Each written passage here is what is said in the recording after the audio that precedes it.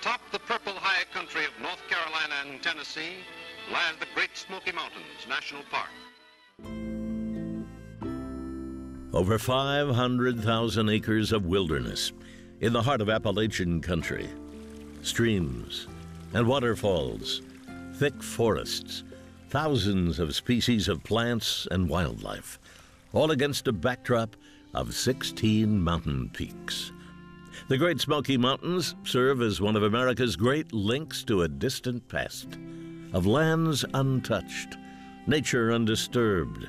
But despite its splendor, its preservation wasn't a given, and it wasn't cheap.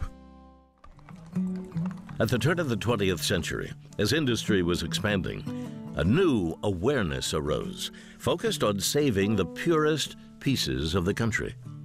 Out west, it had already helped designate a few national parks, like Yosemite and Sequoia.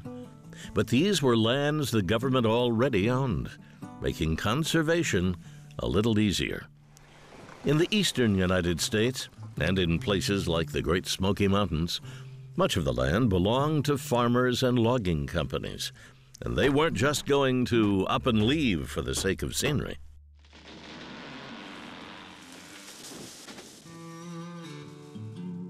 One of the leading advocates for a Great Smoky Mountains National Park was a man named Horace Kephart.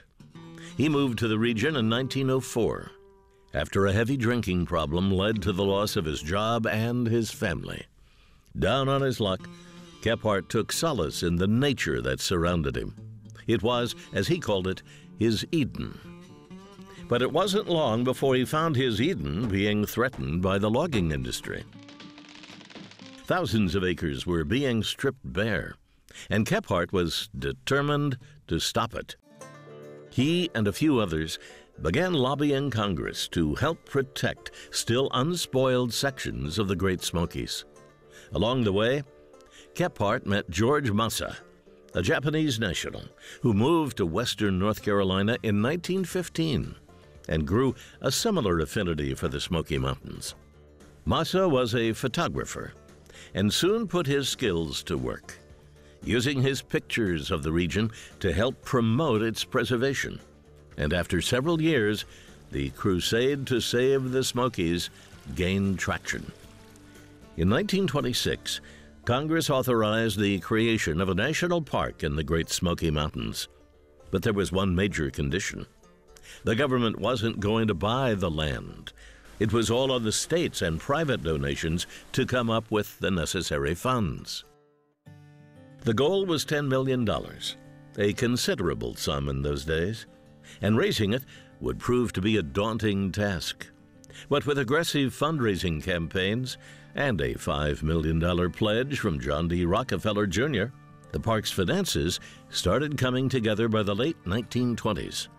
All seemed to be in line until the Great Depression struck, and several financiers were forced to back out, a frustrating blow. It would be another few years, but finally President Franklin D. Roosevelt stepped in and forced the government to do something it had never done before: use its own money to buy land for a national park, supplying the remaining $1.5 million to complete the purchase. The Great Smoky Mountains National Park was officially established on June 15, 1934. It was a decades-long fight to secure such a lasting sanctuary to nature, one that draws hundreds of thousands every year, to witness a land as it was and still is, thanks to a determined few, unwilling to surrender such an irreplaceable wonder.